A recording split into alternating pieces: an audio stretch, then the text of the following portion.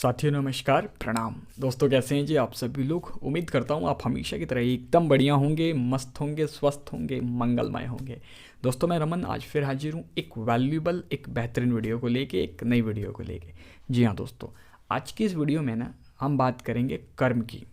जी हाँ, कर्म बहुत महत्वपूर्ण है, बहुत इम्पॉर्टेंट है ना। बिना कर्म के इंसान के जीवन की कल्पना बिल्कुल संभव नहीं है। क्यों? क्योंकि कर्म तो वो करेगा ही करेगा, है ना। जिस भी जीवात्मा को ये शरीर मिला है, मतलब मानव तन मिला है ना, वो कर्म करने के लिए स्वतंत्र है, क्योंकि मानव जीवन कर्म योनि के अंतर्गत आता है ना।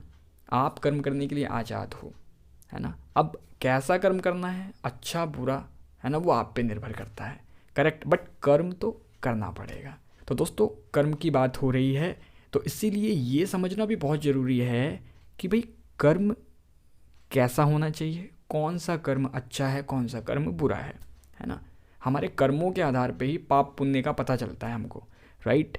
बट आज मैं ऐसे कर्म की बात करूँगा जो भगवान को भी आपका ऋणी बना देता है ना। भगवान को भी आपका कर्जदार बना देता है, एहसानमंद बना देता है ना, आपका कृतज्ञ बना देता है। ऐसा कर्म जब इंसान करता है तो ईश्वर बहुत खुश होते हैं और उस पर उसकी विशेष कृपा होती है। इससे पहले मैं आपको बताना चाहता हूँ कि कर्म 3 प्रकार से किए जाते हैं, है ना। मन से, शरीर से और वाणी के माध्यम से। करेक्ट, इसीलिए इंसान मजबूर कह लो या उसे आज़ाद कह लो, कर्म तो करेगा ही करेगा। करेक्ट। तो दोस्तों आखिर ऐसा कौन सा कर्म है जो भगवान को आपका एहसानमंद बना देता है, आपका ऋणी बना देता है, राइट। तो इस प्रश्न का जवाब दिया है भारत के एक महान संत, आध्यात्मिक गुरु, है ना, कवि, लेखक, है ना, युवा सन्यासी स्वामी रामतीर्थ जी ने।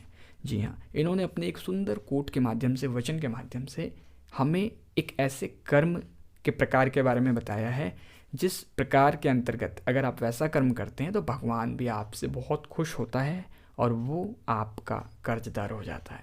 तो आइए हम भी सुंदर से वचन को पढ़ते हैं, सुनते, समझते हैं, फिर उसके ऊपर मंथन, चिंतन, दोहन जारी रखेंगे। आइए। निष्काम कर्म ईश्वर को भी ऋणी बना देता है और ईश्वर उसको सूद सहित वापस करने के लिए बाध्य हो जाता है। तो दोस्तों सुना आपने, स्वामी रामतीर्थ जी अपने सुंदर कोट के माध्यम से आपको, हमें, समाज को क्या समझा रहे हैं, क्या बता रहे हैं। वो कहते हैं कि भाई निष्काम कर्म, निष्काम का क्या अर्थ है? ऐसा कर्म जिसमें करने वाले की, मतलब कर्ता की, जो कर रहा है, उसकी किसी भी प्रकार की, कोई भी, कैसी भी, कोई भी कामना ना हो, है ना, कोई भी उसकी इच्छा ना हो उसके बदले में। करेक्ट, मतलब अपनी सारी इच्छाओं का त्याग करके जब आप कोई कर्म करते हैं तो वो निष्काम कर्म कहलाता है। जब आप अपने स्वार्थ को हटा देते हैं, है ना, तो वो निस्वार्थ कर्म कहलाता है। निस्वार्थ कर्म ही निष्काम कर्म है, राइट, है ना। क्यों? क्योंकि आपने अपने स्वार्थ को ख़त्म किया, आपने दूसरे के हित के बारे में सोचा, दूसरे की भलाई का सोचा, है ना, अपनी सभी इच्छाओं को साइड में रख के। करेक्ट। तो ऐसा कर्म जब आप करते हैं किसी के प्रति तो ईश्वर बहुत अधिक प्रसन्न होता है, बहुत अधिक खुश होता है ना। वो इतना मजबूर हो जाता है कि जितना भी आपने कर्म किया है निष्काम भावना से, वो उसका सूद सहित आपको वापस करने के लिए बाध्य हो जाता है। ऐसा कहना है स्वामी रामतीर्थ जी का। तो इसीलिए ना अपने जीवन में आप अपने जो भी कर्म करते हैं, है ना, जो भी आपकी लाइफ स्टाइल है, जो भी आपका डेली रूटीन है, भाई अपने लिए तो हाय तौबा मची हुई है है ना, सुबह से रात तक भाग रहे हैं। करेक्ट।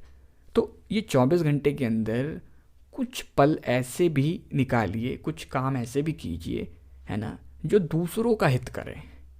दूसरों का हित मतलब सिर्फ दूसरों का, उसमें आपका हित नहीं होना चाहिए, नहीं तो वो तो फिर वही वाली बात है, वो तो स्वार्थी और, है ना, सेल्फिश वाली बात आ जाएगी कि भाई अपना भी लाभ देख लिया हमने। यहाँ बात, है ना, स्वार्थ की नहीं हो रही, निस्वार्थ कर्म की हो रही है, निष्काम कर्म की हो रही है, राइट, जिसमें आपका कुछ नहीं होना चाहिए। करेक्ट। तो आप कोई भी दिन में, है ना, 10 मिनट 15 मिनट निकाल सकते हैं, आप दूसरों का कुछ हित कर सकते हैं, है ना। किसी भी जीव जंतु के लिए आप कुछ अर्पित कर सकते हैं। करेक्ट। किसी भी सोशल या स्पिरिचुअल ऑर्गेनाइजेशन में, है ना, जो एक सामाजिक सेवा करती है, आप डोनेट कर सकते हैं, है ना। बदले में कुछ नहीं होना चाहिए, राइट।